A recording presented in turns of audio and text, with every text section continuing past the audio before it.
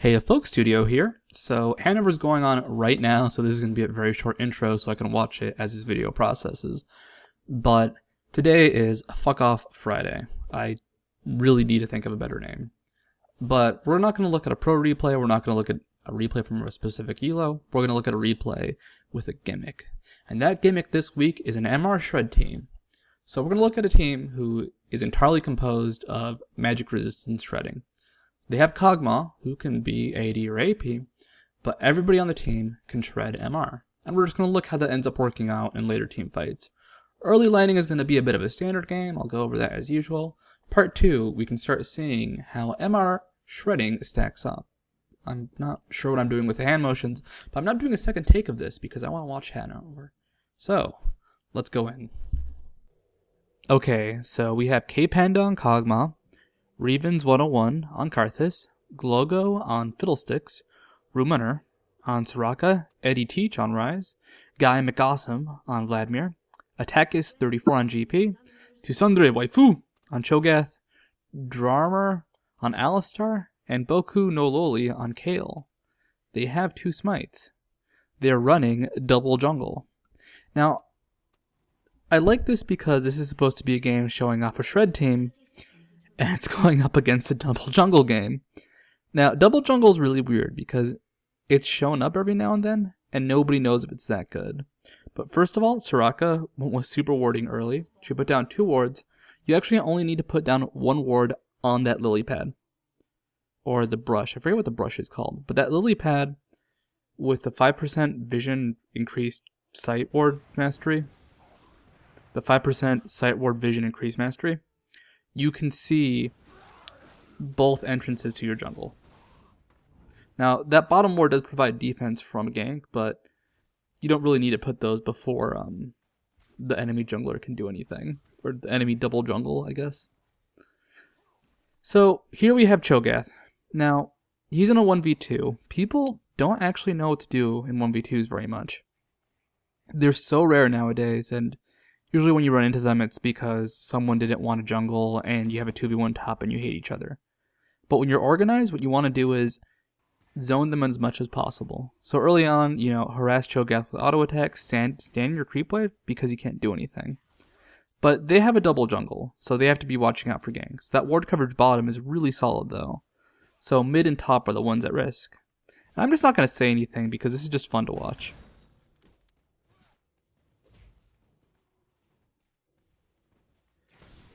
I feel so bad for Rise, because that was just... oh my god. So double jungle has, very good ganks. And what you want to do in situations like that is, you've got to expand your vision ward coverage. Or sight ward coverage. The problem is, at early levels, they're gonna have, junglers ganking, and you're not gonna have the gold for a ward. You could go boots, ward, pot, but you might lose a lane if you do that. So, what you need to do is play very passively and be ready for those ganks. If they gank you successfully, well, it's going to happen. But be ready to counter jungle when you see both of them there. Get ready to counter gank if your jungler is a high enough level. And just be ready to take some action when you see them in motion. And of course, you also just don't even need to survive the kills, you just need to make sure they don't get too out of control. And you want to reach a point where they are far behind. Even if they've gotten some kills, they're just far behind and can't really do a whole lot. So, good ward coverage from Soraka. She sees this Kale here. That was about 6 seconds you had to notice Kale. And it can vary between half a second to 6 seconds, generally, with a ward's coverage. So, always be ready to look at that minimap and catch people. And I love this little fight. So we see Kale in this bush. She starts at 47 MR. Fiddlesticks gets near, down to 37. Kog'Maw Q, Soraka Q, down to 24. So, she's level 2, and this is just an ill-advised gank. I feel so bad for that Kale just getting destroyed. But, we can start seeing the basics of the shred. So, from 47 to 24 MR, that's a little more than, or a little less than half of Kale's MR gone. And this is before they've really started grouping up as a team and have levels in those skills that will reduce MR. The only thing that won't scale is Fiddlestick's passive. Everything else goes up. Unfortunately for Ryze, Vladimir ganked him. And there's not a whole lot he can do. His flash is down, Vladimir's flash is up. If either of those were different, he'd probably survive this gank, but that's not the case. So he gets dive, he gets ignited, poor Ryze. But they were able to successfully defend bottom from a double jungle gank. That means Kayle is super far behind, Alistar is kind of far behind. And Gangplank's actually not CSing very well. So this gank is not going to be successful. Alistar just does not come close enough. And we're going to see a funny chase. So Kayle, needing jungle to go to because Alistar had taken hers, went to top side to counter jungle Fiddlesticks. Fiddlesticks can absolutely destroy her right now in a 1v1, but he catches her, she gets away, and we have a chase where no one has boots. I love this chase because they have no way of catching up to Kayle. Gangplank responds to this by doing absolutely nothing and getting caught.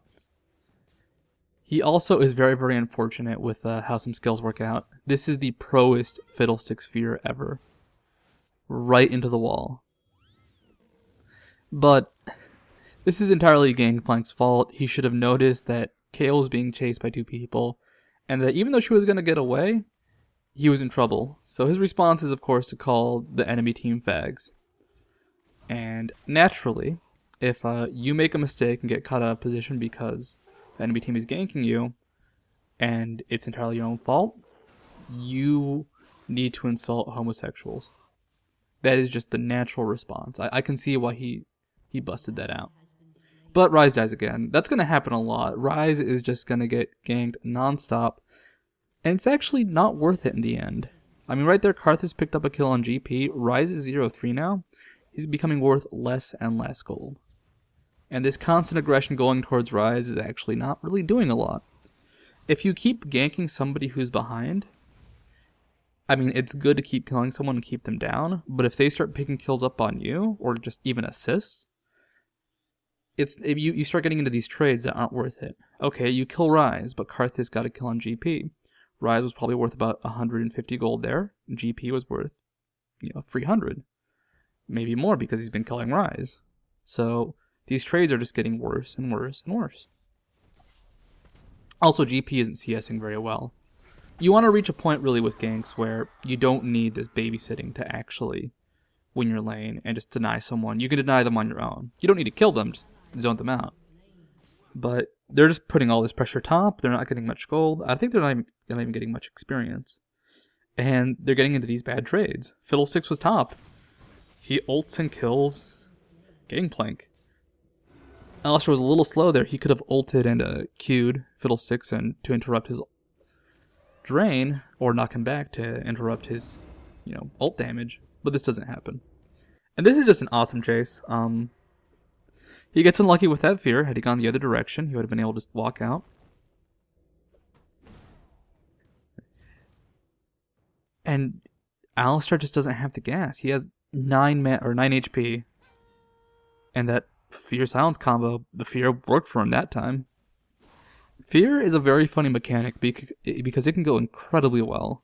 You can have someone who's getting ganked turn around, walk into your team and die. Or they can keep walking forward kind of slowly and get away. So it's not my favorite mechanic, but sometimes it works for you, sometimes it works against you. Now, this lane really isn't going as well as it should be. That Cho'Gath should have minimal CS. He's reaching a point now where he can kind of clear creep waves with his QW combo. But Kog'Maw and Cho are about equal in CS. Ruminer has been picking up some CS of his own. He's at 18. But it's not going as well as it should be. And this is because they're just pushing into the tower. They are harassing him quite a bit, but that's not what they need to do. Harassing isn't important against Cho'Gath if you're not actually stopping him. And now comes a gank from the Alistar Kayle combo. It's a very, very interesting gank. That was like the perfect stomp right there. Kayle, not level 6, just melts. She shouldn't be in that close. She should have been more passive, waiting for her E to come up and not being next to someone who can kill her. And then that Soraka flash into the heal on Kog'Maw was totally worth it. If you're a support and you need a flash to get a defensive spell on somebody to keep them alive, go for it. a lot of people don't do it, but when you see it happen, it can change the game. Flash in general can actually be used in a bunch of funny ways. For example, if you rumble, you can flash to get in range to ult. I've flashed as Janna to ult people away, to shield people. Don't use flash just to chase. You can use it in these weird supportive abilities, and I guess rumble ult would be like an indirect chase, but it's weird, you don't expect it. So, I mean, CS is not going well, but something weird was Alistar is the one getting the farm for this double jungle. Now, Alistar doesn't really need items, and Kayle, as you can see, is just getting slaughtered out there. But the thing is, Kayle's not really doing anything as she gets slaughtered. If Alistar died in 2 seconds, that's enough for him to do his WQ, toss out a heal, toss out his ult. If Kayle is dying in 2 seconds, she might ult, but she's really done nothing.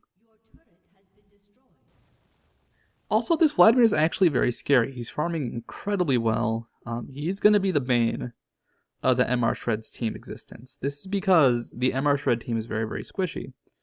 Ryze will get tanky, but he doesn't actually build a whole lot of MR this game. Kog'Maw, Soraka, Karthus are all going to be squishy. And Fiddlesticks can be tanky, but he's going to be in the enemy team. Now, you'll notice every time I look at bot lane, Cho'Gath is getting harassed down, but you never see him leave for too long or really fall behind on CS. Now, this is just an awesome exchange. So Fiddlesticks goes for Vladimir and Alistar. He's not able to get Vladimir. And then Vladimir, realizing he can get a kill on Karthus, goes for him. Karthus backs off, tries to ult Vladimir while his pool is still down, and then Vladimir flashes over that wall to kill him. That was just cool. He's going to die for it. But he took a situation where he was essentially a guaranteed death, and he made it a trade. And I don't know why I cut away from Vladimir dying. It was too brutal. Too much blood. When a blood mage dies, it's very, very unpleasant. So, Kayle is now forced to lane. I think she's working toward the wriggles, or she has one. But right now, Cho'Gath needs support. And Kayle really needs experience, more than she can get from the jungle. She's not really too good at clearing it herself. Especially because the jungle has been scaling and leaving her behind. And this is the problem with double jungle. You reach a point past the first 10 minutes where you might have two junglers who are really behind on experience and really can't do all that much for your team. She just dies so fast. And then Vladimir is just actually terrifying this game. They cannot really stop his damage. They kind of got baited by Kayle dying. Kog'Maw got baited by Cho'Gath in that case. I mean, I want to say it's like, oh yeah, clearly he should have gone for Vladimir, but that's something that, at the moment, it's a very, very hard decision to make, and it can be very, very just startling. Like, who do I go for? Well, it did not look like Vladimir was going to be below 400 health, but that's what ended up happening because he was using Z. But because Vladimir ganked bot along with Kayle, that 2-for-1 turned into a 2-for-1, but a tower for the 1. So, not a bad exchange. Unfortunately, the MR Shred team has not really grouped up a whole lot. So, seeing the MR Shred team's awesomeness has not really been available, but just some general laning's been going on, you know. The same old, same old. The Karthus Fiddlesticks combination is actually very interesting too, because sometimes you do get lucky like before, where you get that awesome fear. Other times, that Karthus wall just is not in the right place and fear decides not to work with it. Luckily, it doesn't really matter though when you have a Karthus ult and you can get kills anyways. This would probably be one of the worst teams for Kayle to actually do a double jungle with too, because there is so much AoE on purple side. If they can catch one person out with Fiddlesticks, he's very good at that. They can catch 5 people out with Fiddlesticks, and then you have the AoE follow-up. Now, Ryze unfortunately does not have any tankiness, so he can't really do these dives. Neither does Karthus actually, but he stays out of tower range. And right now we're seeing the usual, I mean, the very, very common people come in one by one into a team fight. Tsundere waifu is laid to rest. And even there, GP was going to go try and do something to Karthus. Had he kept chasing, he might have killed Karthus, but would have gone down in the end.